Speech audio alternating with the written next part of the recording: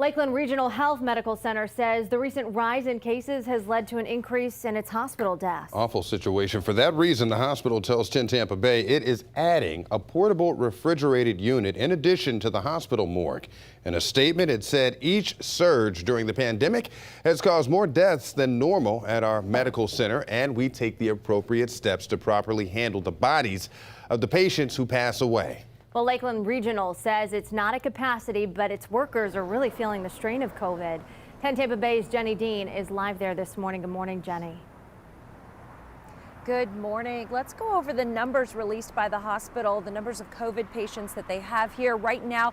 442 patients being treated for COVID in the hospital. Behind me, there are 65 in the intensive care unit. 57 of them are on ventilators. And as much of the country continues to battle the coronavirus, we have learned some big lessons over the past year that can help keep us healthy. So I reached out to a doctor, Dr. Ken Redcross, board certified internal medicine physician.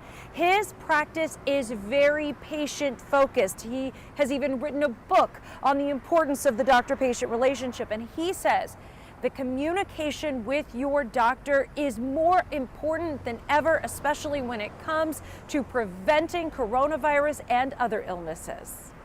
During this time, as we're going through the fourth wave of this coronavirus, vitamin D should be a hallmark of what we're all doing. Look, the studies are there. We used to think way back a long time ago, Jenny, that it was all about bone health, but now we're recognizing that vitamin D is something that we need to balance our immune system. And what better time than now to really focus on our immune system. So, besides a vitamin D supplement, Dr. Redcross recommends the COVID vaccine for everyone, even kids and teens 12 and up. We all know that we want to get back to regular life, but the vaccine has to be a part of that discussion. And investigate with your pediatrician, why is it good for my child or why I have issues with it. Finally, he says, wear a mask in crowds. For those who question the science, Dr. Redcross says this. Would you want to go in for an emergency appendectomy with your surgeon without a mask on?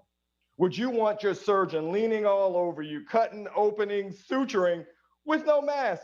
And the point is, of course you wouldn't. But why is that? That's because you do not want the respiratory germs or what have you. So vitamin D, masks, and of course vaccines. Talk to your doctor about all of those things. Dr. Redcross says if we can just do these few simple things, we'll be out of this pandemic sooner rather than later.